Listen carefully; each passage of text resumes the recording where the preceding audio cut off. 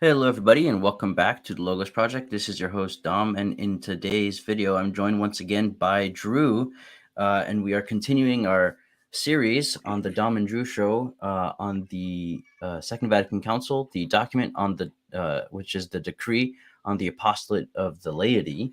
And so, Drew, how you been? Good, Dom. How about you? Doing good, busy, but good. Finished finals, so a lot more free, even though things still pop up. So. Nice. Yeah, I know how that goes. I don't miss that. Yeah. It's like the craziest rush week of like being over caffeinated and not sleeping and so. Yep. Yep. That's it. All right. Well, this is our third episode, so we're going to dive right into the text and continue our series. Let me go ahead and pull up the text here. We are on chapter 2. So, Drew, do you want to kind of keep the trend we've been doing where you read through it and then we both kind of comment on it?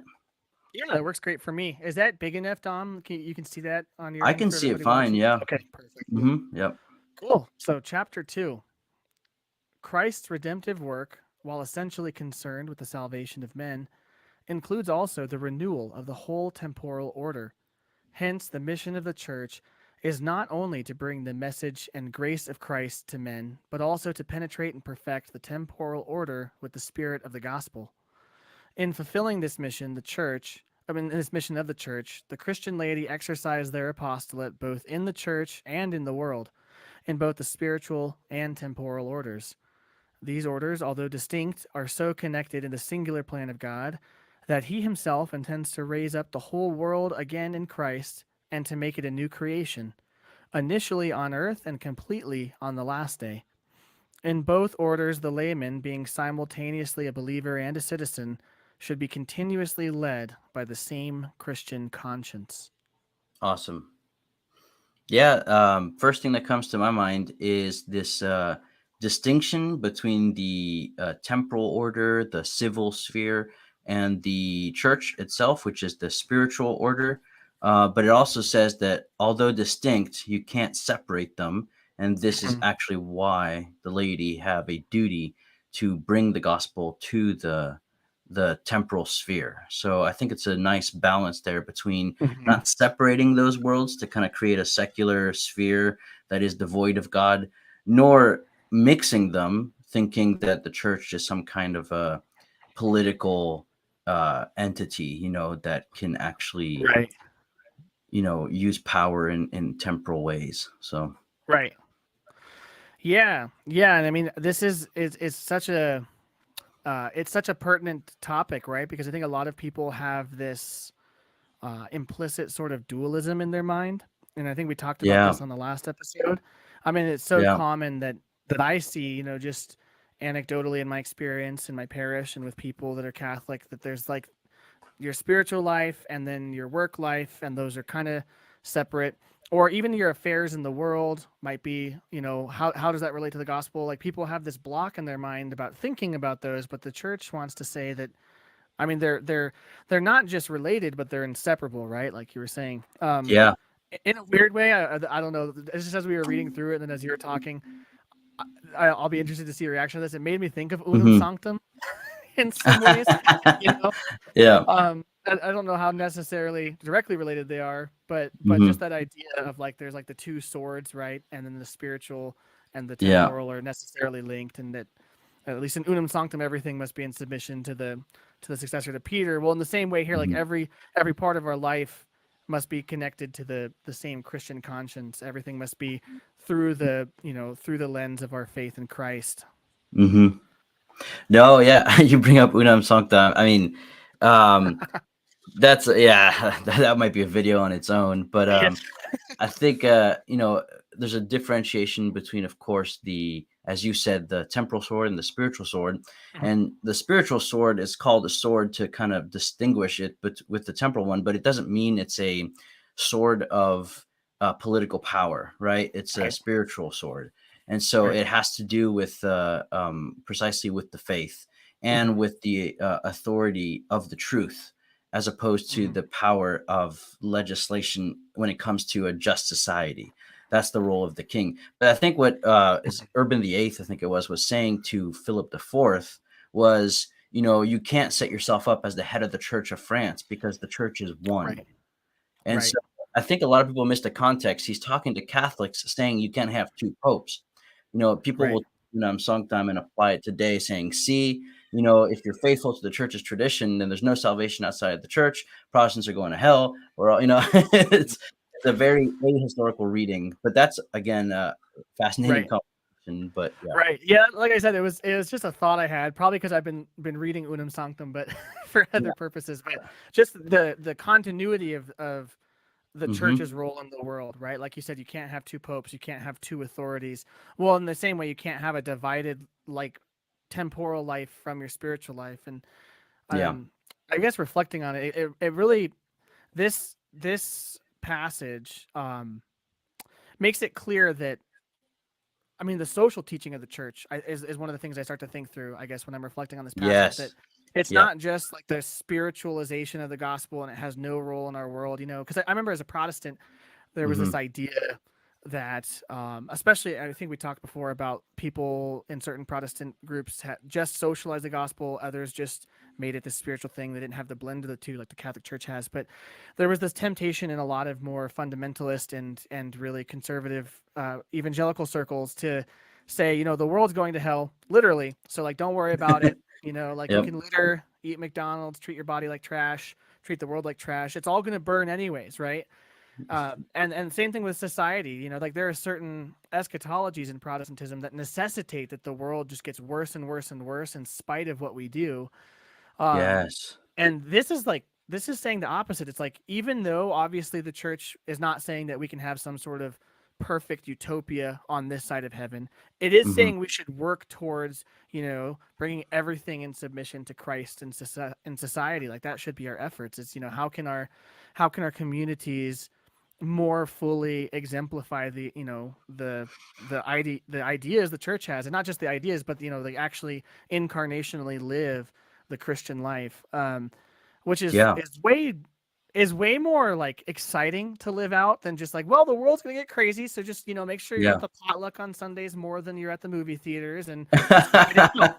Whereas this is like, no, we have a mission, we have an adventure. It like feels kind of like Mhm. Lord of the Rings, like Mordor is at the gates, but we can prevail.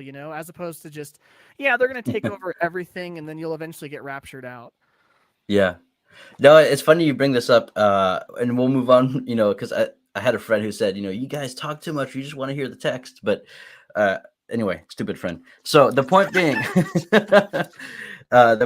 is this is actually fascinating because Gaudium et Spes, if eventually we get to it, created a stir after the council because there was a lot of different versions of how to interpret it, how to interpret Hmm. that document.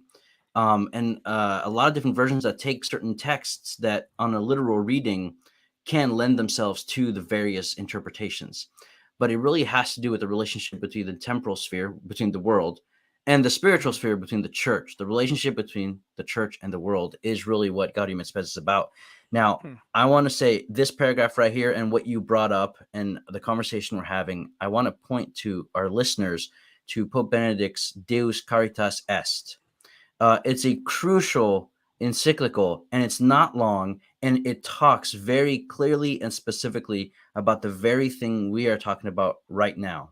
And I just Hmm. want to say in that encyclical, Pope Benedict distinguishes between basically religion and politics. But he Hmm. uses the word religion in a certain way. But what he's saying is that politics has to do with justice and with basically political ethics, what's right and Hmm. what's wrong, and helping human flourishing in civil society. Hmm. Eschatology does not belong to politics, right? That would be kind of the church caving into the world and becoming the world, and basically Right. Marxism, right? Which is let's create Right. a utopia through political means.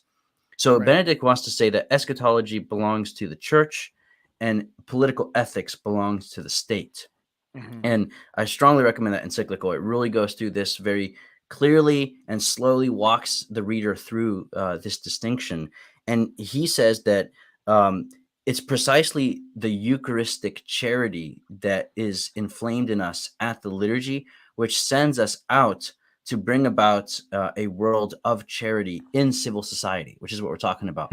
And so the church isn't gonna basically, it's not a confessional state where the church legislates Christianity. Rather, the church is the kind of like the conscience of the state, proposing its social doctrine to the state, saying, if you truly value man and justice and political ethics, here's a voice you can't ignore, which is the voice of the church. Right. But again, I guess I'll just end with saying I strongly recommend that people read Deus Caritas Est, because it goes into this very clearly and sets the parameters. And this kind of stems out of this controversy over Gaudium et Spes and the relationship between the church and the modern world. But that's a whole different conversation, and I don't want to confuse the audience, but read the encyclical. Awesome. I'm starting to read some more Benedict, so you'd be proud of me. He's so Excellent. good. He really is. Yeah. Doctor of the let's- church right there. Yeah, I tend to agree. So let's see. Okay, section 6 here. Okay. The mission of the church pertains to the salvation of men, which is to be achieved by belief in Christ and by his grace. The apostolate of the church and all of its members is primarily designed to manifest Christ's message by words and deeds and to communicate his grace to the world. This is done mainly through the ministry of the word and the sacraments, entrusted in a special way to the clergy, wherein the laity also have their very important roles to fulfill if they are to be fellow workers for the truth. 3 John 8. It is especially on this level that the apostolate of the laity and the pastoral ministry are mutually complementary. Should I keep going, you think? Up to you. Yeah, maybe let's just finish this out. There are innumerable opportunities to open to the laity for the exercise of their apostolate of evangelization and sanctification. The very testimony of their Christian life and good works done in a supernatural spirit have the power to draw men to belief and to God. For the Lord says, "Even so, let your light shine before men, in order that they may see your good works and give glory to your Father who is in heaven." Matthew 5:16. However, an apostolate of this kind does not consist in only the witness of one's way of life. A true apostle looks for opportunities to announce Christ by words addressed either to non-believers with a view to leading them to faith, or to the faithful with a view to instructing, strengthening, and encouraging them to a more fervent life. For the charity of Christ impels us. 2 Corinthians 5:14. The words of the apostle should echo in all hearts. Woe to me if I do not preach the gospel. 1 Corinthians 9:16. That might be a good stopping point there. Yeah. That's 3 Excellent. good chunks. Yeah. Go ahead and share your thoughts first. I'm actually going to grab a different cable so I can see this on my iPad. Okay, sounds good. Yeah, so one thing that pops up here is the role of the laity as fellow workers of the truth. And so what is precisely that role? And here it says, what comes to mind is this often debated phrase in the post-conciliar church of active participation in the liturgy. And this kind of flows from everything we've been talking about, which is that active participation doesn't mean activism in the liturgy. It means encountering the mystery itself, which is Eucharistic love, right? The Logos is basically a self-giving person from the Father for men, back to the Father with men, right? So the idea here is that the liturgy is the logic of love, and then that flows out and spills out in the laity's mission when they're sent after Mass to bring that to the temporal sphere in which they live. So, in one way to put it, active participation is not activism in the liturgy, but activity from the liturgy in the world. So, let me just say that one more time. Active participation is not activism in the liturgy, but activity that flows from the liturgy into the world. What that implies is a genuine encounter with the mystery of the Eucharist, which is the gift of God in love to man, right? That's the being of God, is his being a gift to us, right? And us receiving and being gifts to others. So one last time, I think for the audience, right? Active participation in the liturgy is not activism in the ceremony, but it's the activity which flows from the liturgy into the temporal sphere for lay people. That's where their ministry resides, their activity. But actuosa, right, participation is receiving that mystery, being receptive. It's actually, Benedict speaks of this. Active participation is passive and translates into activity that is mission. So communion leads to mission.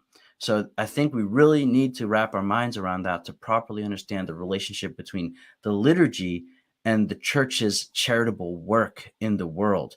Again, and to conclude my reflections here, Deus Caritas Est spells this out very clearly, beautifully, and helpfully. And so that's all I got, Drew. No, that's perfect. My mic is still working, yeah, just to make sure. Yep. Mm-hmm. Okay, cool. I turned it down for a second, so I want to make sure it was still working. Yeah, I think that's perfect because I think for so many people, active participation has just meant having a role, like being a Eucharistic minister or being in Mm-hmm. music, or like being a greeter.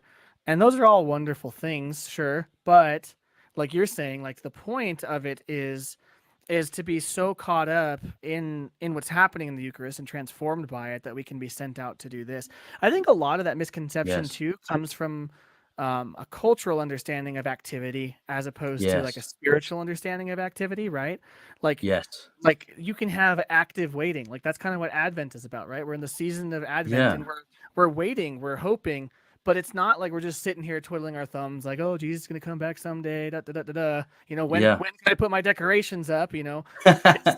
It's an active waiting, in the same way that I think of, like Yes. Israel in exile had this active hope, this active spiritual waiting for God. Yeah. I think of active participation in a similar way. Maybe not that you're waiting, but that you're aware. I think Yeah. was Mm-hmm. it last Sunday's gospel that was the passage from Mark 13 that was like, keep awake. um, Yeah. I think that's a big part of it is like keep awake in the liturgy. Be fully present there, slow Yes. slow down before church, preparation for mass begins before mass. Slow down and get to a place where every word out of the priest's mouth you're waiting for it. You're almost like it's hanging just waiting to be delivered and you're ready to receive it. Um Yeah. Yeah. and that's yeah, and then I think for me a big thing with this is realizing that yeah, active participation doesn't necessarily mean just shouting the responses loudly and Yeah. actively by like the world standards, because activity means motion, but Mm-hmm. spiritual activity a lot of times means stillness, right? Um Right. so like instead of being like, oh, active participation is how loud can I say the Our Father so that everyone can hear that I'm participating, it's I've started praying it very very quietly, still loud, but like Mm-hmm. I'm entering into it actively in a spiritual way more than I am being like, "Hey, everybody, I said the responses. Can you hear me?" Um, and Yep. I found that when I start to do that, the whole mass, as it should be, becomes this prayer, becomes this really elongated, deep prayer, and you really can spiritually and in a way silently enter into this whole thing, which yeah, I mean Mm-hmm. that's I think like not to go down the whole rabbit hole, I think discovering that in the Latin Mass is why some people are finding an appreciation for it in the midst of maybe their Mm-hmm. local parish has, more activism where people are trying to be Yeah. busy in the church, which is kind of sad because we could have avoided like the whole controversy if we were just all silent and prayerful, which Benedict talks a lot about. I know Cardinal Sarah Yeah. talks a lot Yeah. about. So um, I that's think my you thoughts, I guess. put no, I think you put your finger on the dot when you use the word presence, right? What the popes and the council and all these texts from the church teaching us have meant by the word active participation can be summarized with actually be present. Yeah. Don't check out, right? And so I think that in the especially after the council when the old missal was said, it was sought out actively by Mhm. people who desired it because it was no longer available in most places. And so you do see there sometimes the this being understood properly and done Right. properly, which is we don't have to be active, but we need to be actually present. Right. And that's why the following in missals is something that developed that used not it didn't used to be so common, right? So but at the same time, you can also see people in Latin masses who don't are not present to the mass, but are present because they have to be present, and Yeah. they follow a different devotion of their choosing. Mhm. Now, that's not necessarily bad, of course, but the point really is, I think there's extremes everywhere, but Oh, totally. active participation is actual presence, which translates into activity after you're sent. It's your mission. So Hmm. it begins with communion and presence Hmm. and translates into mission and evangelization. So And, I and think, yeah, both can learn from that, both the TLM peeps and the Nova Sordo peeps. Yeah, go if ahead. someone is being a liturgical activist, that can actually make real active participation more difficult. Just Exactly. Exactly. because Yeah. if so, if someone is making a particular feature of the liturgy annoying or Yeah. overbearing, everyone else does kind of just tune out. I think we've all heard certain Yeah. songs from certain hymnals where it's very hard to be an active Yeah. participant. Anyways, no, But notice, yeah. last thing is, notice how this has to do with our understanding of liturgy Mhm. and not with what missal you're using. Right. Right. So I think that's an important distinction. But go ahead. Right. Yeah, and then I mean from there it moves right into we have our role, but then it moves into the innumerable opportunities open to the laity for the exercise of their apostolate. This is where it starts to get Hmm. like for the average person they go, "Wait, like it's not just I have to go like door knocking and evangelize people cold on the streets." Yeah. But also, like, notice what it says: your apostolate. Like you Hmm. have an apostolate of either well, really both evangelization and sanctification, Yeah. either to people who don't have faith or for the edification of people who already do. I mean, just Yeah. within the framework that this gives of like the options for your personal apostolate, it's Yeah. almost endless, right? Right. And in a way that almost makes it difficult because it's like, well, what do I choose? So you have to discern and you have to really be Yeah. prayerful and think through it. But like, I guess the encouragement in this for people listening who are like, oh, well, I can't do what Dom and Drew do, or I don't know that much about theology, or I'm really bad about talking to people publicly or whatever. Okay, Hmm. that's fair.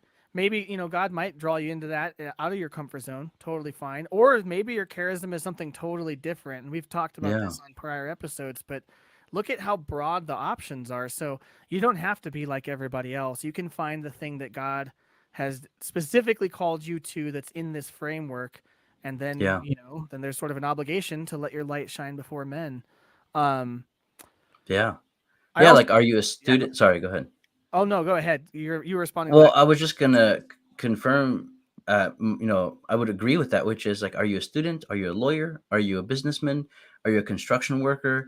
Do you have a group of friends that you spend your time with? How's your family life going? Extended family. There's so many areas in which how can I bring Christ into those areas? And that doesn't mean, like you said, knocking on a door or opening up a Bible necessarily. It can mean opening up a Bible, but what I mean is, how can I be genuinely human and interact in a way that is loving and brings charity into the world? Mhm. That's what it means to be Christic, right? It doesn't mean to be weird, although maybe we should make Christianity a bit weird again. But the point being is, how can I be how can I be a Christian humanist, right? How can I bring love to those who need it? Clothe the naked and all that kind of stuff, and visit the those in prison, stuff like that. How can I do that in my job, in my family, in my friends? So the possibilities are innumerable, and the answer really is, how can I be a saint? How can I be called to this holiness that the church wants me to achieve? So yeah. Mhm. Yeah. Last thing I was gonna say is just for the people who are thinking like, oh, I can just be a good person and don't ever have to say anything uncomfortable. No, Yeah. you you don't it doesn't consist only in the witness Yeah. of one's way of life, but you also are looking for opportunities to announce Christ by words addressed to non-believers or for the strengthening of believers. So, Hmm. not I mean that not that I think there's a ton of people listening to this who maybe have that temptation, but like it can I've had Yeah. moments where I'm like, man, I'll just be really nice or whatever, and then Yeah. eventually they'll be like, oh, why are you so nice? And that does work. Hmm. Also, though, like we do have to talk about it, and there's ways to do that. Yeah. I think without being like you said weird. Like it can be really Yeah. natural. Yeah. Um, and you can be really like creative with how you bring up Jesus. Exactly. Yeah, and then when people know, they know, and then like I think what I've learned is by being more open with my faith. I've seen that then it becomes like if I have brought it up in even a casual way, like Yeah. let's say I'm having friend or like a friend over for dinner, or like we're just having a beer or something, and it's like a non-Catholic friend, and I bring up, Like it could be as simple as like, oh, I can't order that because it's a Friday and I'm not eating meat or Yeah, whatever. Not to exactly. boast about your fasting or whatever, but like something like casual like that, or like, oh, I have to go to mass tomorrow, so I can't do that. Then it opens the door for them to be curious, and if they are curious, they'll usually ask questions. So, um, Yeah, not hiding your light under a bushel, just being yeah, open. Yeah, I'm Catholic, and I believe that Christ is Lord of history. By mhm. the way, do you like football? Yeah, you exactly. know? Yeah, exactly. Yeah. Yeah, like little ways like that to make it clear where you are without being forceful or uncomfortable. Just as Yeah. they naturally come up. Um, Hmm. I think a lot of times we overthink that type of thing of like, oh, to Yeah. be an apostle means I have to like bust down the door and like stand on the bar table and start proclaiming the words of scripture to people. No, that's how you get arrested. But like at least in my experience, like walking with people and seeing people come into the church, it's Hmm. just been consistent friendship where I am unwavering with where I'm at and willing to talk about it, but also willing to listen to the other person and let them share. And then Yeah. just that slow movement, and it starts out with making it clear that I am Catholic in a way that's natural. And then it moves towards discussing things. And then I'll have a question. And I love the moment you can tell when someone goes from being guarded to curious. You can hear it in their voice. Yes. And then you just are, you're just talking with people. Yeah. I And, don't know. and and leading with beauty, I think, is huge. Yeah, Yeah. definitely. Definitely. Which we have a lot of. So we Yep. definitely have the trump card of beauty in the Catholic Church. Anyways, Excellent. any other thoughts on that section? No, I'd say we continue. Okay. Oh, it's about to get good. Since in our own times new problems are arising and very serious errors are circulating, which tend to undermine the foundations of religion, the moral order, and human society itself, this sacred synod earnestly exhorts laymen, each according to his own significant gifts of intelligence and learning, to be more diligent in doing what they can to explain, defend, and properly apply Christian principles to the problems of our era in accordance with the mind of the Church. Oh boy. Yeah. I like Well, that. this is I like that paragraph. it's a great instance of the council saying the job here is not to cave into the world, but Right. to assess the problems of the present in light of the gospel. Right. And this kind of returns back to my point about debates over Gaudium et Spes, which we'll get to eventually. But the point being is the relationship between the church and the world isn't one where the church conforms to the world, but Mhm. where the world is conformed to Christ through our mission of charity, right? Which flows from the liturgy. So Mhm. yeah, don't be conformed to this world, but don't be a sect cut off from it either. Right. You live in the world. You're in the world, but not of the world. Yeah. I also this line, if they only knew. It was bad then. Boy howdy.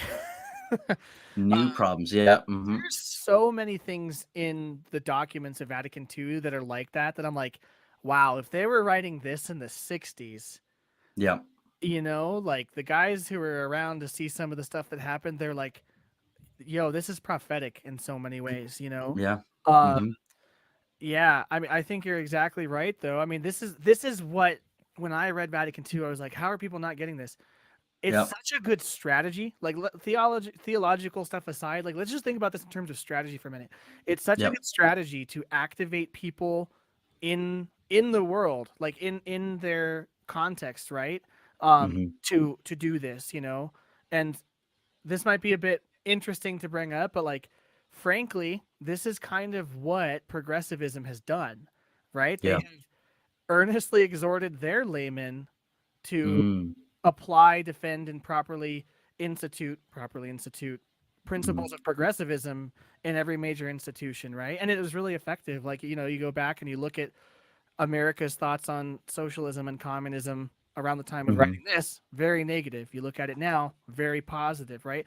Like this is Hmm. what progressives have done really well. And not to make this a blatantly political dynamic, because I think it's not at all, but Hmm. this is what the council was exhorting Catholics to do is like be firmly convinced of your Catholicism and bring it everywhere.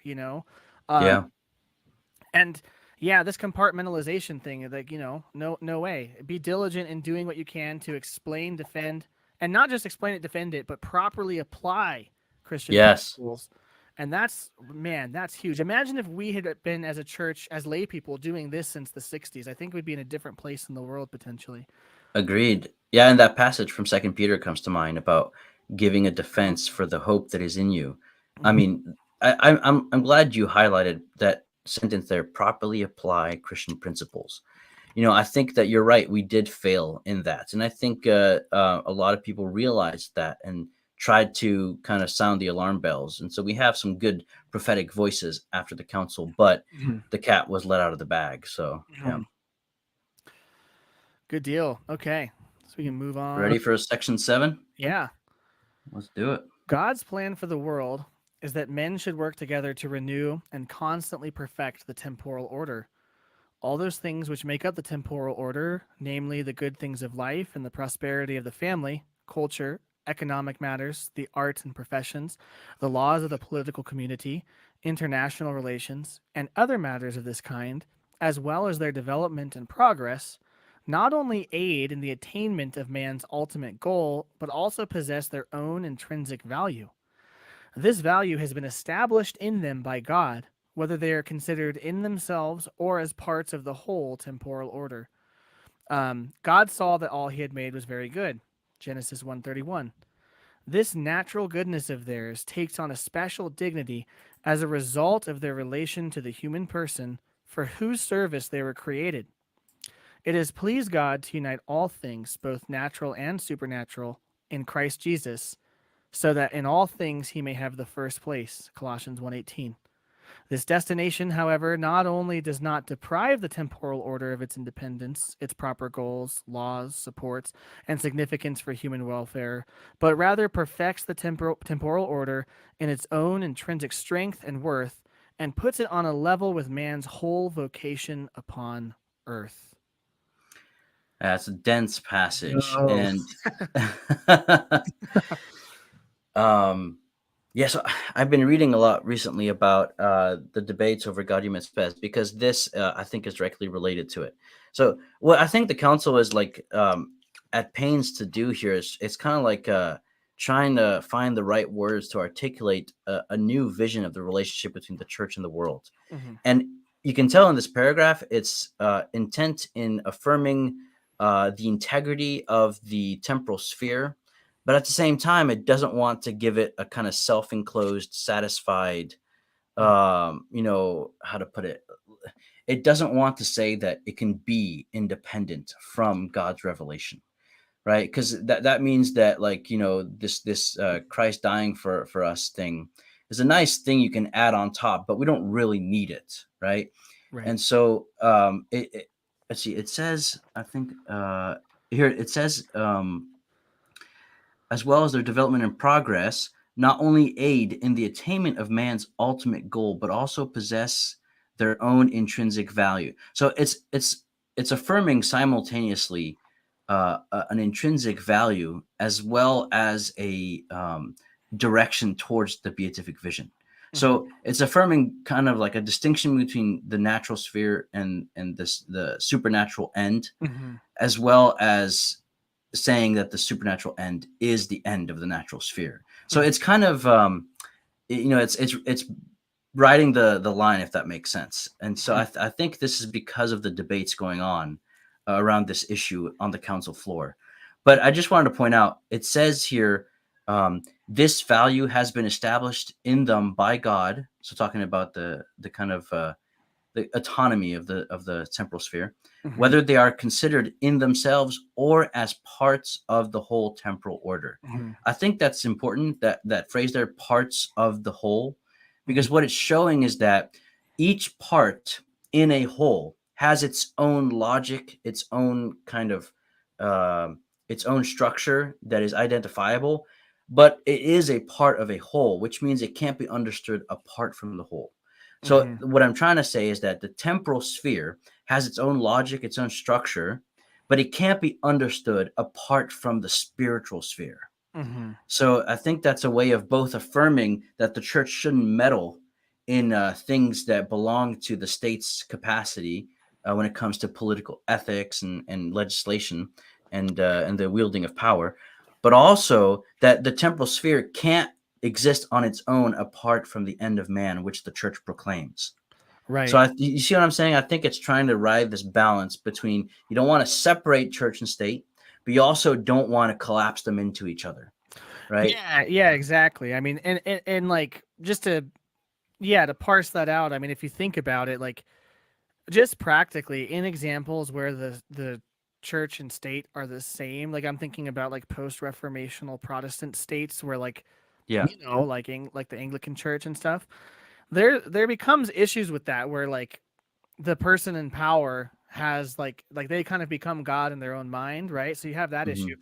Whereas if the temporal order is subverted to the spiritual order, but not in such a way that the spiritual authority, has has control directly and immediately over all of these things, Yeah. that actually allows the temporal order to flourish, right? Hmm. Because then, someone who has authority over, prosperity of the family, culture, economic matters, which is huge, Hmm. right? The arts Yep. professions, the laws of the political community, international relations. Someone who has those and is seeking to submit them to their natural and to their natural place within in the order, but also spiritually to the headship of God and to the church's vision, Yeah. those things are going to flourish. Whereas if you try to make them all collapse into one structure, then Hmm. really just because of the problem of sin, you're going to have a lot of things, and that's a whole. I mean, that's a whole other video, right?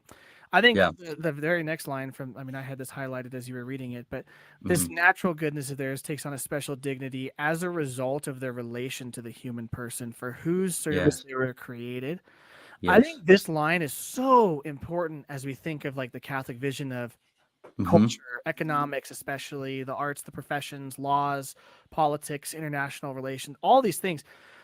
These things were created for human people to serve Yeah. human people, and like that needs to be at the forefront of our minds, right? Because at least in a secular matter, when we talk about a lot of these things, we talk about them as Hmm. like some sort of like almost like some sort of deity, right? Like the economy, the market, Right.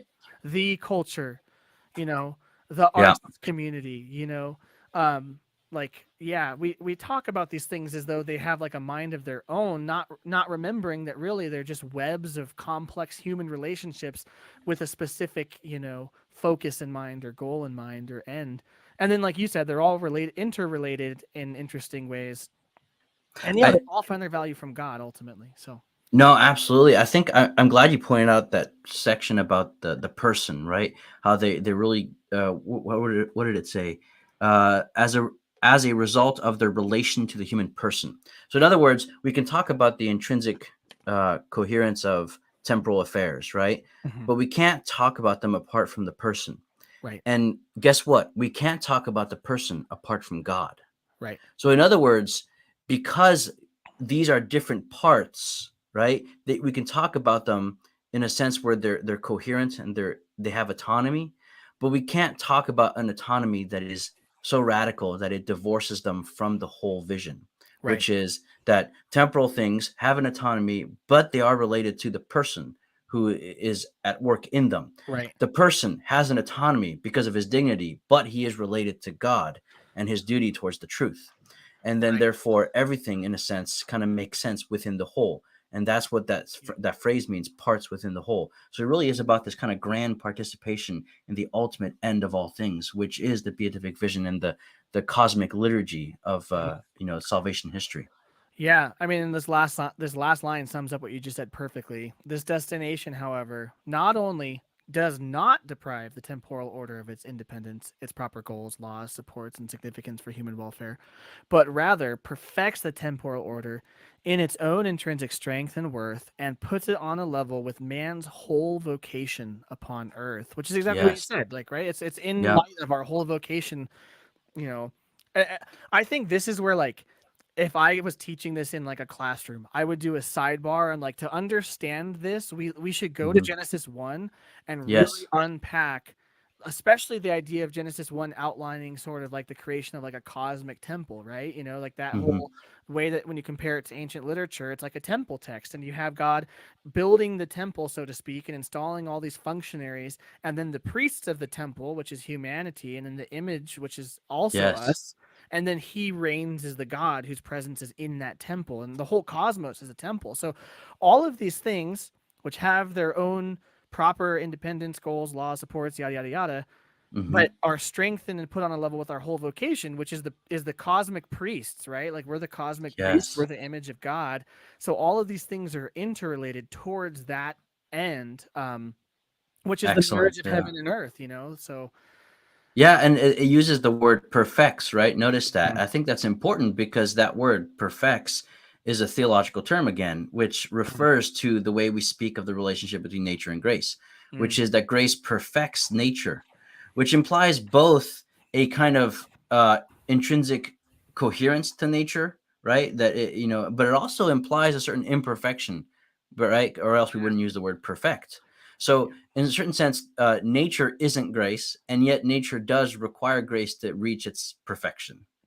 So yeah, I think that's a paradox there, and a huge debate between de Lubac and some of the Neo-Thomists, as well as some mm. of the I think people like Ronner who naturalized the supernatural. But that's a whole complicated I was gonna say theological I'm not debate. nearly as aware of that debate as I should be. But when you were saying that, it made me again think of Genesis 1, that like at the end of it, God says it's good and very good, not that it's Hmm. perfect. And I think that that's like there's some intentionality behind it. Like if you just immerse yourself in the Genesis 1 narrative of the creation, God Yeah, has a project for humanity, which implies some sort of progress even before the fall was in view of man's mission on earth, right? Like there was a garden and he says, be yeah, fruitful and multiply, take the goodness of the garden to the whole cosmos. There's sort of a like we were created to have a purpose and a mission and do things hmm, even before the fall. So like there is like sort of something yeah. inherent in creation that has that, right? That has a No, progression. So yeah. So before we continue, then I just want to make a quick plug. First of all, that kind of reminded me of the language of N.T. Wright. He talks about the creation as a project, right? yeah, that's Which kind is of where I was interesting. getting some of that from. Yeah, that's what I thought you got it. But yeah, I think if we understand this in terms of Aristotle's four causes, something's final end determines. So the final cause determines something about the formal cause.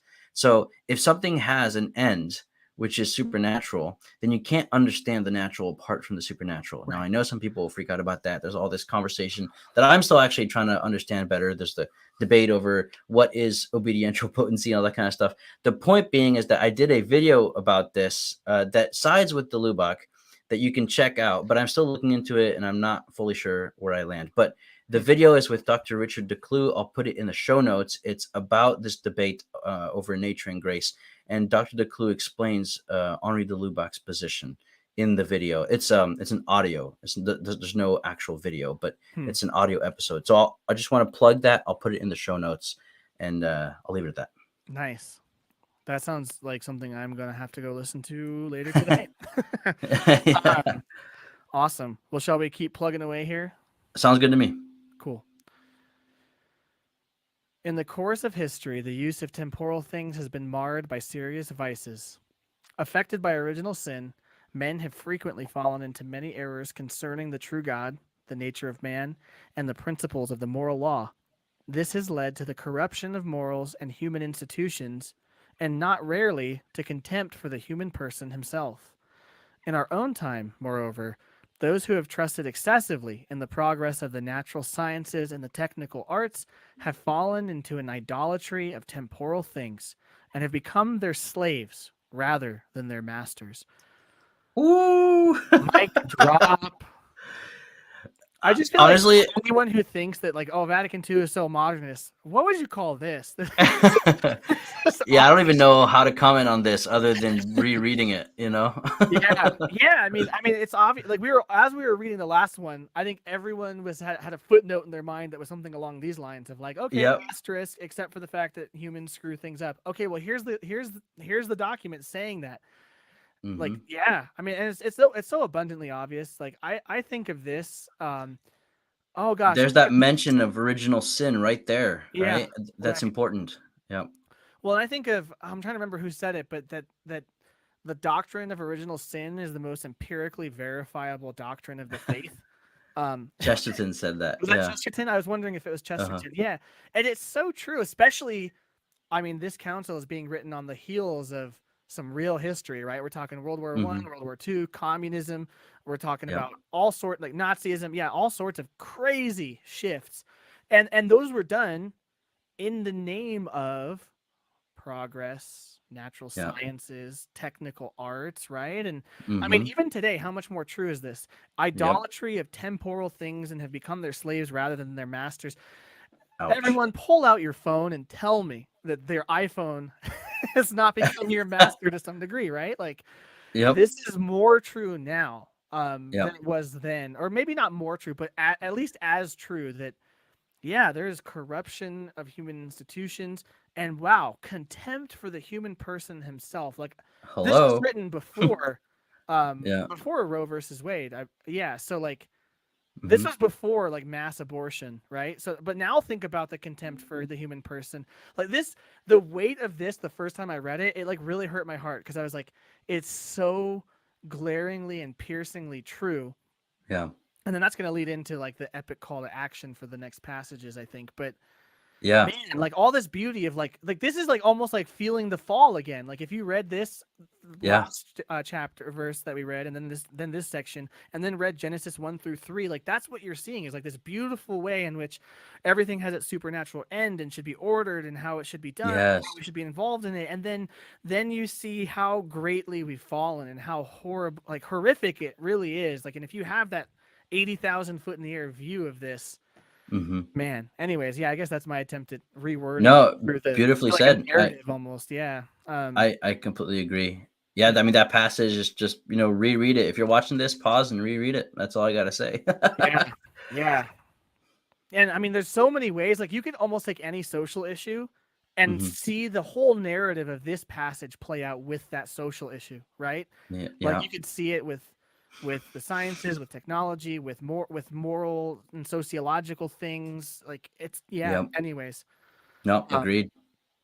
all right, we'll plug on from there. Then that probably deserves hours of reflection. But Yeah, um, honestly, I'm at a loss for it. It's said so well that I just feel like I can't add to it. So, it is. It's yeah. It is. With that, let's just move on. Um, the whole church must work vigorously in order that men may become capable of rectifying the distortion of the temporal order and directing it to God through Christ. whoa, wait, mic drop right there. Bingo. Okay, come on. Yeah, It's that's pretty good. that means Christ ought to be brought to the temporal sphere, and everything is directed towards Him. He is the end. God is the end through Christ of all human beings. Sorry, I just want to add that. Keep going. No, it's epic. Yeah, I'll Yeah, just reread that too. The whole church must work vigorously in order that men may become capable of rectifying the distortion of the temporal order and directing it to God through Christ. Pastors must clearly state the principles concerning the purpose of creation and the use of temporal things, and must offer the moral and spiritual aids by which the temporal order may be renewed in Christ. bingo. Yeah. I'll keep going on maybe Sure. just to give it view of the next part. The laity Hmm. must take up the renewal of the temporal order as their own special obligation. Led by the light of the gospel in the mind of the church and motivated by Christian charity, they must act directly and in a definite way in the temporal sphere. As citizens, they must cooperate with other citizens in their own particular skill and on their own responsibility. Everywhere and in all things, they must seek the justice of God's kingdom. The temporal order must be renewed in such a way that, without detriment to its own proper laws, it may be brought into conformity with the higher principles of the Christian life and adapted to the shifting circumstances of time, place, and peoples. Preeminent among the works of this type of apostolate is that of Christian social action, which the Sacred Synod desires to see extended to the whole temporal sphere, including culture. Excellent. Well, what comes to mind right away is the drum you've been beating, right? Which is people have different gifts, and those gifts are a call from God, a sign from God of what He expects you to do as a layperson and in your own apostolate. And you've been saying that over and over again. It's very true, and the council here affirms that and has been affirming it throughout the text. Mm-hmm. But also, I hate to sound myself like I'm beating a drum, but Deus Caritas Est gets into this. It really does. It keeps, especially that last line, preeminent among the works of this type of apostolate is that of Christian social action. Pope Benedict talks about this in that encyclical. which the Sacred Synod desires to see extended, right? This is the mission of the lay person, to the whole temporal sphere, including culture. Yes. Amen. I don't know what else to say. Yeah. Make good Catholic movies, everybody. This is what the council's calling for. Oh man. No, it's so good. Like, yeah, it's so good. There's so many things to be said here. I'm trying to think of something to kind of grab onto. I do like that. I mean, I think even here, there's some things that are just like, I mean, it's addressing everyone, right? Like the pastors Mhm. have their call out, and Yep. they're clearly state the principles concerning the purpose of creation, Hmm. and the use of temporal things, and must offer more moral and spiritual aids by which the temporal order may be renewed. So there's the job of the Yep. clergy, The and then it's church, our and yeah. job to take up those things and then go, as with our special obligation to renew the temporal order. I mean, this is Ephesians 4 Yes. right here once again. Yeah. Yeah. Yeah. Also, I really like, where's the section?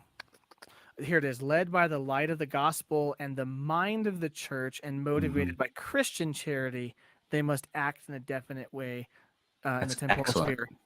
Yeah. Yeah, so like just to unpack that, light of the gospel. Every action that you take in the temporal sphere should be Hmm. directly from the revelation of God in the church. Like it should be formed by and completely Yes. immersed in the gospel and the mind of the church. So if your like idea of an apostolate is contrary to the mind of the church, Yep. obviously you should just stop, right? And I shouldn't have to say that, but like I think some people are like, oh, they want us to be activists, and they've just said, let's just be formed by progressive ideals of activism, and then just do things and stamp the name Catholic on it or whatever. No, very good No, point. this needs to Yep. be completely molded like clay by the light of the Hmm. gospel, the mind of the church, and motivated by Christian charity, uh, Yes. and then acting directly and in a definite way. So like I think that difference is important, right? Like the desire of the council is that we have well-formed, well-catechized, spiritually activated Catholics doing this work. And it's not just supposed to be like our special version of like activism, like you've been saying. Yeah. No, amen. Absolutely. Yeah, it really is a call for action. So, what I find beautiful about kind of the whole trajectory of the council is that it wants to renew our presence in the mystery of love, which the Eucharist is, in order to inflame our action when we're sent on mission. And Mhm. it really sees the lay people as a crucial part of this in the modern age. That's to me a summary of what the church, this is what St. John the 23rd wanted to do with the council, Mhm. right? Because he, as some people know, he was reading the implementation of Trent in the Diocese of Bergamo, which is implementation that took place through the work of St. Charles Borromeo after Trent. And he was so impressed at how it reinvigorated that area through the implementation of the Council of Trent, that he wanted to reinvigorate the church and the world through a council. And here we see Pope John's desire, basically, being reiterated by the conciliar texts right there. So take to heart Pope St. John the 23rd's desire here, because he is kind of the one that opened the door for this renewal. And so let's go ahead and heed that intention of the Holy Father. Yeah, absolutely. Yeah. For anyone, again, I'm trying to always address the person who's like, great, but what do I do? First off, I think one thing to not take away from this is that you just go bother your pastor and ask what you need to do, because it does say on particular skill, cooperate with other citizens on your own responsibility. Like your pastor's job is to make this possible for you and to encourage you and all Yes. that, but not to tell you what to do. Like, and that might sound like, oh well, that's just no. It's actually freeing, right? Like, what Yeah. is it that you want to do? What is it you feel called to do, and who can help you? Like you have freedom and really, in a sense, and correct me if I'm wrong here, you have a right and a responsibility within the church to do that, to like live out your personal apostolate. Yes. Yeah, as Yeah. opposed The to like, because I think a lot of people just think it should be like, oh, we have like a church ministry night where they have the options and then you fit into a bucket, and this is way, mm, it's not quite that. Yeah. it's more integral. It sees the human person within all of his spheres, Yeah. right? And again, it's trying not to bifurcate the church from the world here, right? What it's saying here, I find interesting, is that in that first part, it talks about the pastors giving us the principles of the faith when it comes to right action and right worship.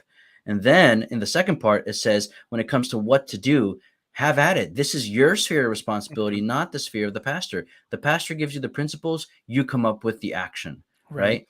Now, again, action in the temporal sphere after you've been sent on mission. It doesn't mean Right. activism in the liturgy, but we've beaten that dead horse already. Yeah. Yeah. Yeah. Yeah. Exactly. And I think of like good examples of like the creativity that's happened with this. Like think of like Catholic Answers as an apostolate of like seeing a Hmm. problem of like there's not accessible apologetics information. Let's solve that problem. Okay. Yeah. And then I think about like Lila Rose. She's a Catholic woman that has live action and is doing a lot of really good work to seek justice in the temporal sphere for abortion Yes. creatively with media and with like honestly like the holy and gospel lit counter to like social justice warrior activism in some ways, Yeah. right? Like she's very active, she's very confrontational. Obviously not everyone's going to be like her, but like you can get really creative with this, or even someone like shout out to Pines of the Quietness, like Matt's just smoking cigars and having great conversations. But how many people have Yeah. been edified by that and started taking their faith seriously? How many people like myself, because of things like that, have eventually entered the church, or Yeah. Scott And Hahn with St. yeah. Paul Center, So, anyways, yeah, you were gonna say No, and something. I want to say also, what I love about Word on Fire and Bishop Barron's ministry, not only is Yes. it immensely successful, but he comments, for example, on movies, on culture, on music. Yeah. He has courses on the arts, on beauty, on literature, on theology, of course, but philosophy, well-being, psychology. Like, I mean, the Word on Fire Institute is massive, and it's Mm. very, that the Word on Fire ministry is very successful, and it's doing precisely what we're reading about, Mhm. through the influence of Cardinal George, and then Bishop Barron taking up that torch and launching into the digital continent, right, that the popes Yeah. talk about. Yeah. I mean, I think We're on Fire is a good example of exactly what the council sought to do. The internet's bishop, right? Yes. Yeah, Bishop Barron is probably another one of the most pivotal figures in my conversion as well. Because just to see someone so smart and unwilling Yeah. to waver, but not he's so generous and gentle and firm. Like anyways. Well, Um, you're not the only one. Many people have told me Bishop Barron was a pivotal player in their becoming curious and then entertaining yeah, and then accepting the yeah. faith of the Church of Christ. Yeah. I love his discussions with people too on like the various aspects of culture. Like those are really good. I Yes. do want to point out though, it doesn't like a lot of the things we mentioned are like really directly like evangelistic or directly Catholic. And it could Yeah. almost seem as though like, oh, to have an apostolate is to find a way to be a professional Catholic without being clergy. That's not necessarily true either, because some of the things I think about aren't just like media or talking about the faith in a direct Right. way. One of the things I was thinking of is like in my community a bunch of, I mean, this is just such a perfect example, and they're going to say I'm biased because I'm on the board, but a bunch of parents got together, I think it was 14 or so years ago now, and Hmm. started a Catholic school. It was a private school in the Catholic tradition, so it's not a diocesan school technically, but like they Yeah. just saw that education in the public sphere was declining, it was changing, and it was becoming detrimental to the faith formation of Catholic children. And Hmm. I'm talking like, you know, people who are not professionals in starting schools started a school, and 14 years or so later, it's here. I'm involved with it. It's growing, and we have, like it's that is something that's helping renew the temporal order, right? Um, Yeah. or like I think about some of the things like what's the thing that the St. Joseph's Woodworker College or whatever that they're the St. Joseph's Oh, yeah. program that they're In doing in Steubenville. Steubenville, like Yeah. teaching people skills. It's like maybe you're not gonna go do stuff where you're just talking about Catholicism all the time, but your Hmm. renewal of the temporal order, your apostolate could be something where, like, I don't know, if you're a really good business person and you can have Yeah. some sort of way of mentoring Catholic business people to be great, that still falls in line with what we talked about up here somewhere about part of this could be evangelizing new people or edifying the people who are already here. So I just would encourage Absolutely. people to get creative, like with what you have access to, your resources, your sphere of influence.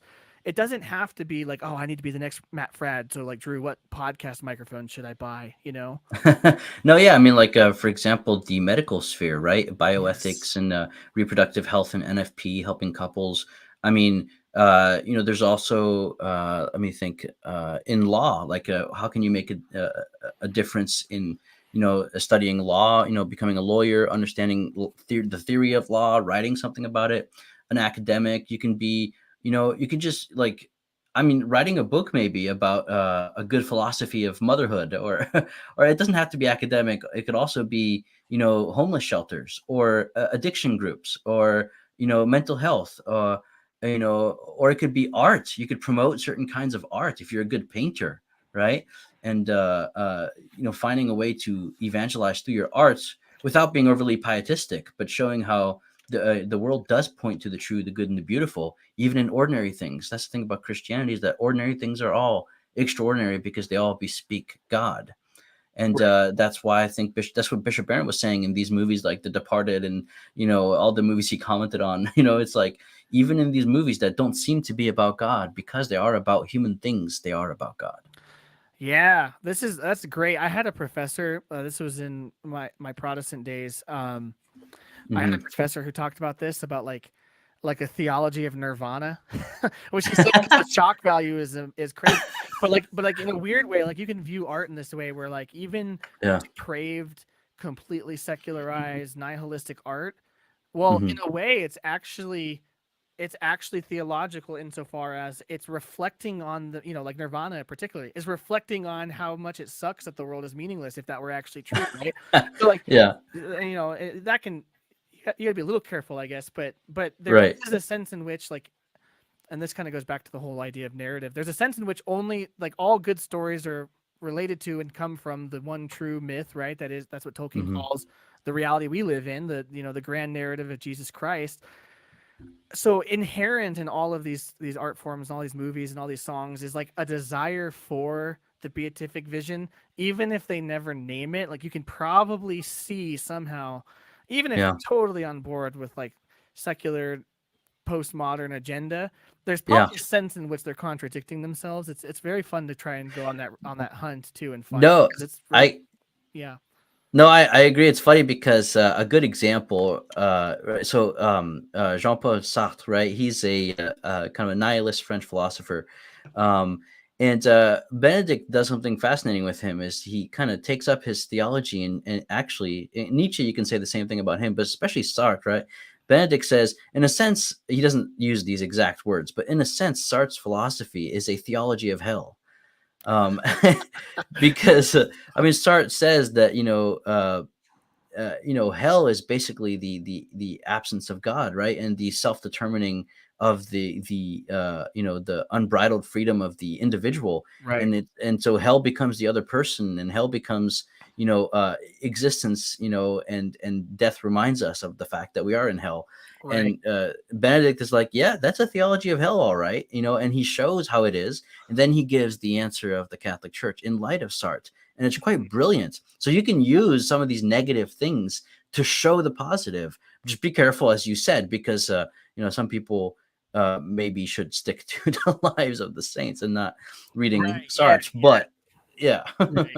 Yeah, I was gonna say in a more like pop culture sphere, you could do the same thing with Breaking Bad as like a theological reflection on human depravity and concupiscence, yeah, good and example. how like what near occasion of sin leads to sin, and sin opens the Yeah. door to greater sin, ultimately the complete destruction of yourself and everyone you love. Hmm. Um, yeah, I Yeah. mean, I that's how I often think of narrative, is Yeah. through that lens.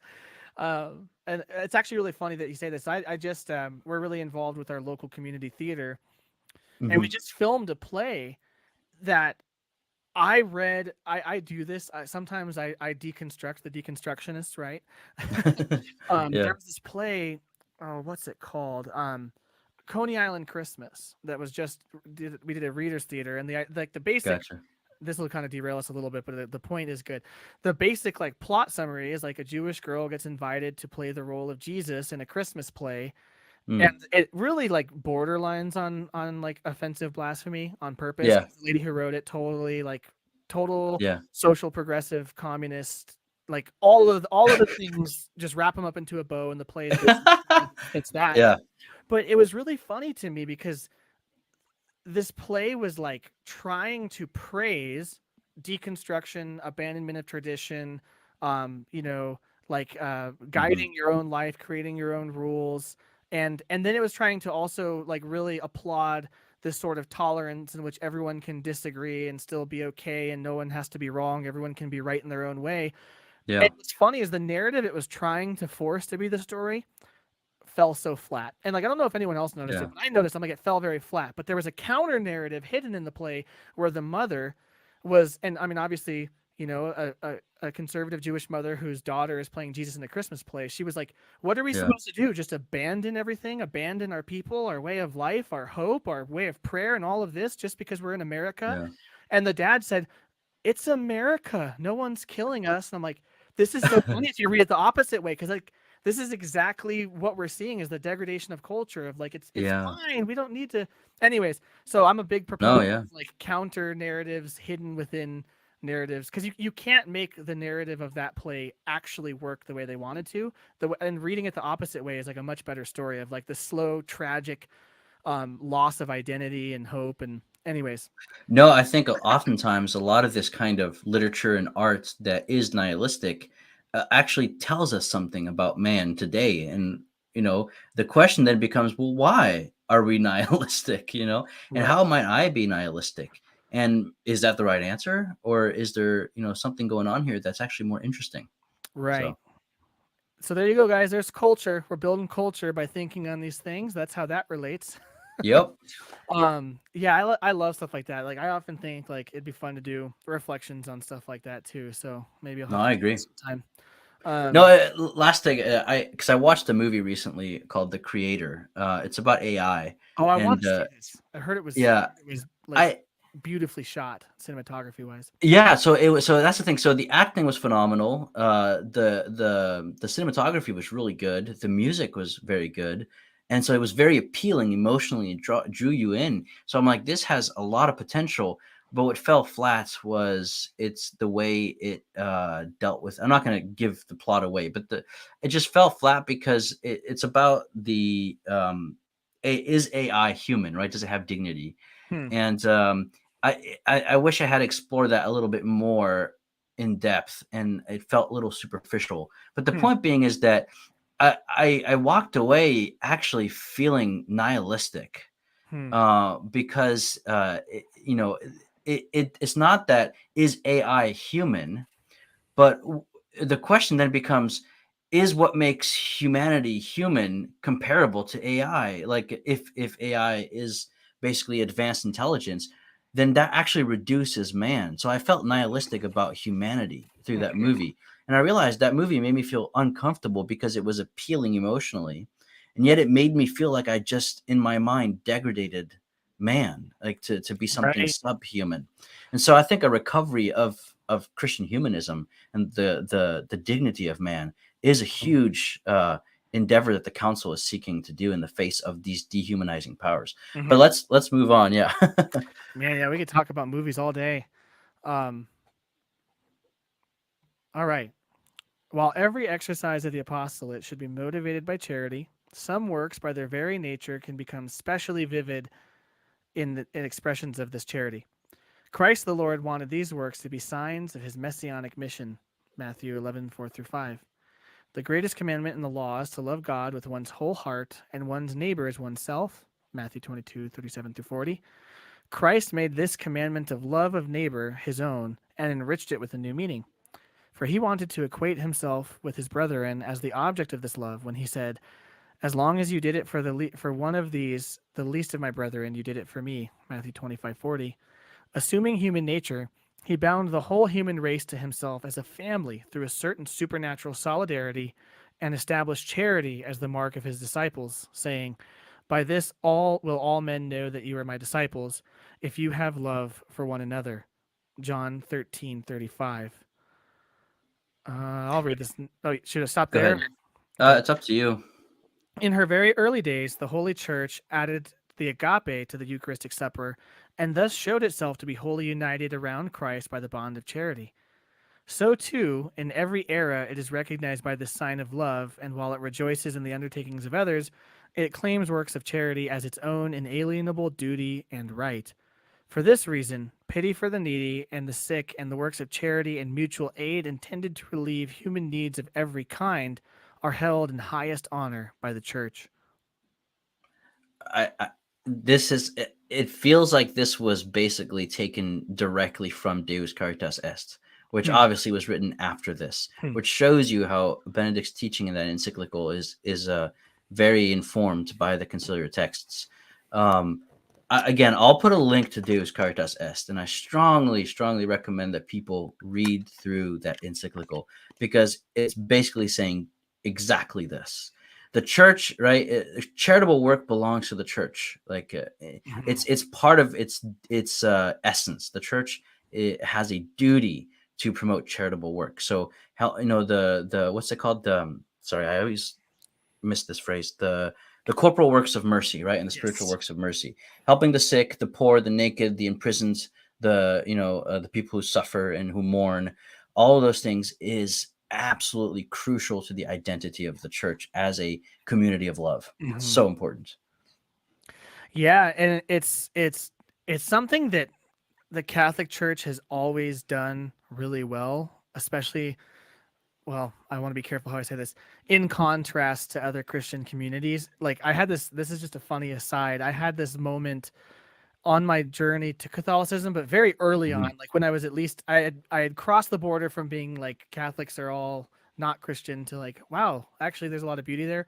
And me Yeah. and my friend, who were both studying theology and going to go get our MDivs, and we were thinking about starting a church together. We were talking about like, yeah, we want a church that's like encouraging people to be involved in their communities. And Christ talks so much about caring for the poor. Like the test of whether you're a Mhm. sheep or goat is those things. So we want to start a Yeah. church that like starts schools and hospitals and all sorts of social work and things like that in the community with like Yeah. homeless people and people on the peripheries.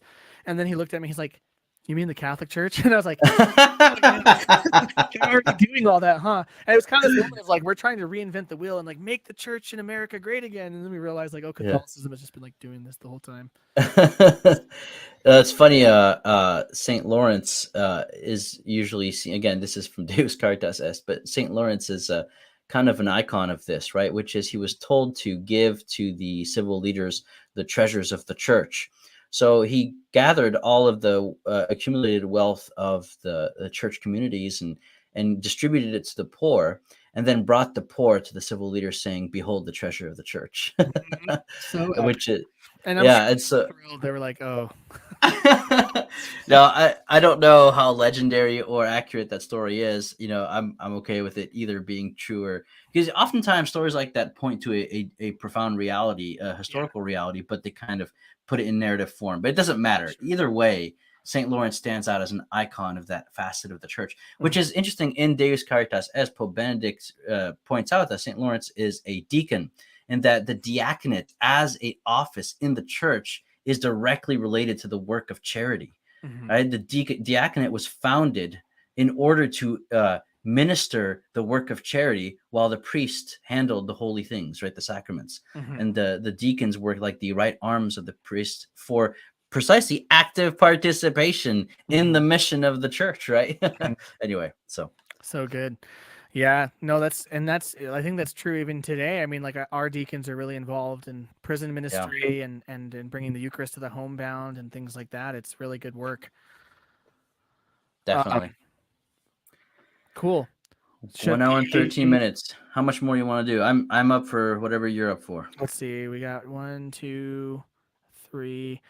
Okay, we got three more paragraphs to finish it out. Maybe. Do you want to try? Yeah.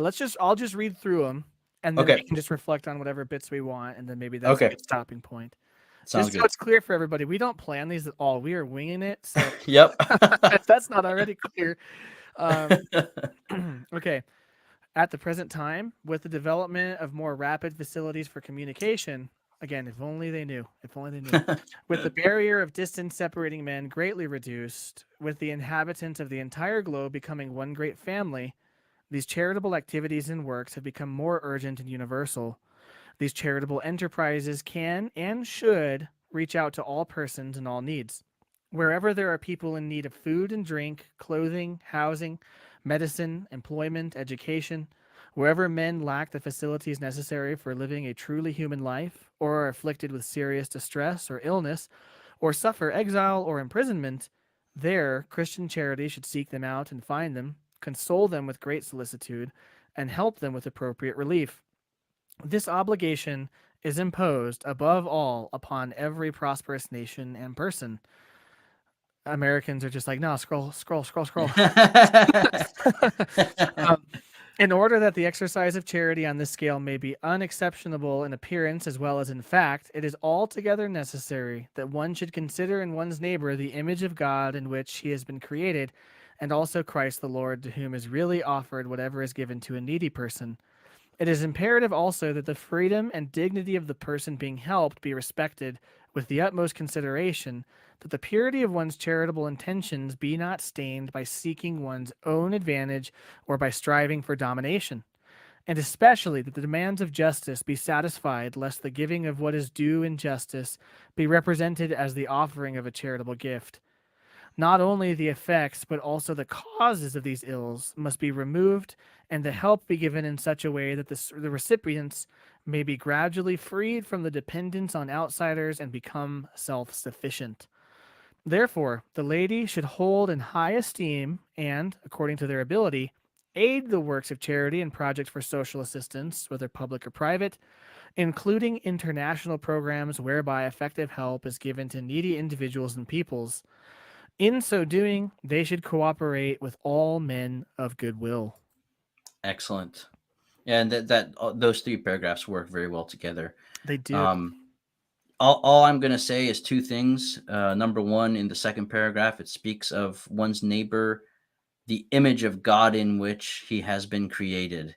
That what we see here is that what motivates Christian charity is precisely this belief in a creator God and the image in man, which takes its highest expression in the incarnation, right? Mhm. And so in the incarnation, God gives himself to man so that man can give himself to God. And Mhm. that's the mass is that mystery unfolding in front of us. So the charity that we come to encounter in the mass fuels everything described in these three paragraphs. Mhm. And in conclusion, and that's all I'll have to say about these three beautiful paragraphs, Mhm.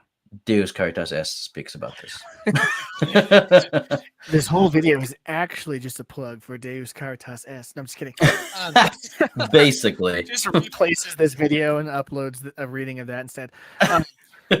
I like one thing I want to point out, because I think if you read this really fast, you could almost be like, oh, the church just wants to kind of be like the UN and like give a lot of lip service and money to people in Africa and look like they're really nice and stuff. No, And it's that is actually, how people interpreted it, by the way, after the council. There's yeah, several people. Yeah. it's right. And I mean, that's exactly what happened. I mean, it's like they said, yeah, charity to the whole world, and we're a prosperous nation, so just give all your money. No, it's calling Yeah. us to be much more intelligent than that, I think, because it's I mean, um, really this section here, the freedom and dignity of the person being Yes. helped to be respected with the utmost consideration. So Hmm. this isn't just a handout. This is people who are living in an undignified situation. We're there to lift them Hmm. into a dignified situation, which, yeah, sure, it's going to take resources and money and all that. I'm not saying it's not, but it's not like this. Like we think Hmm. of, I think a lot of times we think of charity as what it's become in America, because like charities Hmm. just raise money and then give money, and that's like we could just pay our way to a better world. But Dude, but good what we're point. really seeing here is that yeah, the effects and causes of these ills, not just the effects, but the causes of these ills must be removed, and that the help given is in such a way that the recipients may gradually be freed from dependence on outsiders and become self-sufficient. So like the charitable efforts of the church, insofar as it's this, you're eventually hoping to put yourself out of a job is the goal. Like if your organization is building wells in Africa, the hope is that you don't do it in such a way that you're consistently having to do it because the wells fall apart, and like we've seen this a Hmm. lot with international aid, where it can kind of become like some people accuse it of being like a money laundering thing where like a lot of money goes into it, not much help Yeah. comes out. We're supposed to avoid that entirely. Like we're supposed to lift people into a state of self-sufficiency And then they can actually be the human family it talks about earlier. Then they're actually at an equitable place at the table with which to Mhm. be brothers with us. They're freed from dependence on. I mean, this is subsidiarity, is what I really see here. You know? Dude, I have to interject. Everything you're saying is so good because it's exactly what the Pope speaks of in Deus Caritas Est. He's basically contrasts Yeah. this kind of bureaucratic charity, which ends up not being charity at all, Mhm. to personal charity. And he specifies, he says, the look of love, because we can't make the world into a utopia, as both you and I have been pointing out. Although we do have a duty of charity, so how do you hold those two aspects in tension, in a fruitful tension, where as Right. Paul says, the poor will always be with us, as St. Lawrence does, he presents them as the treasure of the church. So the poor will always be with us, and yet we have a duty to alleviate their suffering. Well, Benedict says you have the bureaucratic charity, right, which kind of maintains them in their status and ends up actually not being a form of love, right? And then you have the kind of Marxist utopia, which wants a revolution of the working class, to usher in a new utopia through political means, right? Politics Right. wielding eschatology here, unlike what the Pope says. And then finally, you have this personal mode of charity, which is Eucharistic. And he gives the example of Mother Teresa. The Mm. love she encounters in the Eucharist spills out into her charitable work. And she sees, again, to use the language of the document here, the Mhm. image of God in every person she administers to. And that is Mhm. fueled by her Eucharistic devotion. And he speaks of the look of love, which Mhm. again, he ties that to Mother Teresa. He says sometimes people don't need just to be, fed through a bureaucracy, but looked at with love. Mhm. And that look of compassion, is so important, because people ultimately are not just hungry for bread, but Right. they're hungry for love. And Mm. that's so darn important. And so sometimes you see this even in church governance, this, bureaucratic way of doing things kind of eclipses the personal charism of a bishop, or of a priest and a pastor. Right. Well, and I think yeah, what you just spelled out is so amazing too, because then we're actually at the heart of it. We're at the heart of human dignity. We're at the heart of the church's social vision, and with what divine revelation has instructed us about human persons. Whereas, like when we have this bureaucratic form of charity, Hmm. um, I mean, it's no wonder that we like see this as such a feature of like secular progressivism, because they don't have to deal with the dignity of human persons, but they can deal with Yep. the problem of it financially, and then have the veneer of helping, and maybe Yes. nothing's necessarily being accomplished, and then you can actually use this in an ill way to create a sort of dependence, right? And that's like, Yeah. there's a lot of instances of that. I don't really have to even imply No, any absolutely. of it, whereas this is calling us to, especially right here, including international programs whereby effective help is given. Like we should be like ruthlessly critical of non-effective help, I guess, because Yeah. these are like it says up here, these are human beings made in the image of God, and so the goal is Hmm. not to just continue them to exist in a suffered state or a depressed state, but to actually lift them into the dignity of the image of the one whose image they're made in, and to Hmm. make them brothers, like truly and properly brothers. um and this is Yes. really going to be interesting as we see that like the global poles of Christianity are shifting to nations that, at least in the West, we typically think of as the recipients of this type of stuff, and they're Yeah. sending their missionaries to us. It's kind of funny that like we're sending maybe economic aid to Africa and South America, but like that's where our priests are coming from. Um, Yeah. so That's it's very interesting. yeah, and that's what the goal is like we want a church and a social order established in those places, such as that they can Mhm. participate in this mission, Yeah. that we're actually lifting them out of it. So yeah, this is Excellent. it's a perfect Yeah. end to it, I think, too, because Agreed. yeah, And it's we did the whole chapter. so I'm glad we did. It's yeah, good progress. yeah, we did made the whole chapter. Man, wow, that's good. I feel like I just drank Yeah. the fire hose a little bit. I'll link to Deus Caritas Est underneath. It's funny. The reason why I bring it up is because I just read it last night, right? Yeah, And then we started reading this, which, as you said, none of us prepared for, right? And right, then I'm like, what in the world? This is like exactly, he basically Deus Caritas Est is kind of an Rassi just copy explanation. paste and come on, man. I'm just kidding. Yeah, it's basically an explanation of chapter 2 here, is that Okay, encyclical. I'll Yeah. have to go read it this evening. How long is it? Pretty short, or It's pretty short. I read it in 2 sittings Granted, each sitting was a few hours because I don't have Hmm. schoolwork anymore. So, Hmm. but it's it's doable. Yeah, I'll have to dig into that. Perfect. All right. All Well, right. let me unshare here. Okay. Drew, thanks again for joining me on episode 3. I'm glad we can do these. Let me go ahead and set up the banners here. If you like this video, like, subscribe, hit the notification bell. If you enjoy this content, consider supporting me at patreon.com/the Logos Project.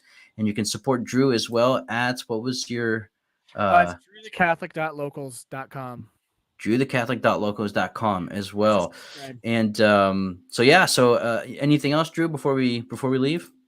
Um, no, I mean we talked about so much. Anyone that's made it to the end is probably needing to go like get a coffee and think about Yeah, something fair enough. for a while. But I don't know. This is the part of the document where it starts to get really good, and I really enjoy it, and it just gives so much fuel to the fire of like we should be boots on the ground, active in the world in mission. So I mean, if you're Hmm. listening to this and that fire is starting to stir, take it to prayer, take it to adoration, and just start to discern like what are the resources I have? What's my sphere of influence? What are the charisms the Holy Spirit has given me? And that's it. You don't need special permission beyond that. That is the permission. You're baptized, you're receiving the sacraments, you have everything you need. Excellent. So, and sometimes it's best to hit the ground running and kind of learn as you go. Um, and find people who are running a similar race. So I just encourage everyone, as you're reading this and listening to this, don't just be like, cool, I understand that document and then move on. Like, find people, whether they're friends or colleagues from your parish, who can do similar work alongside of you and start running with them. Start doing that work. Even if there's nothing there, start something. If it's a group, a Bible study, a charitable effort in your town, something to help with the people at your parish, maybe even just praying for people, whatever it is. I mean, don't let this just simmer out. Take the boiling water and do something with it. So that's I guess the last thing I would say. Couldn't agree more. And just to add, to ground all of that activity in a source which will give you the energy for it, which is Eucharistic adoration and the reception of the sacraments and reading of Scripture, a prayer life. Right. Yeah. Yeah. And All of so, that stuff is assuming that you're doing that first. Yeah. Exactly.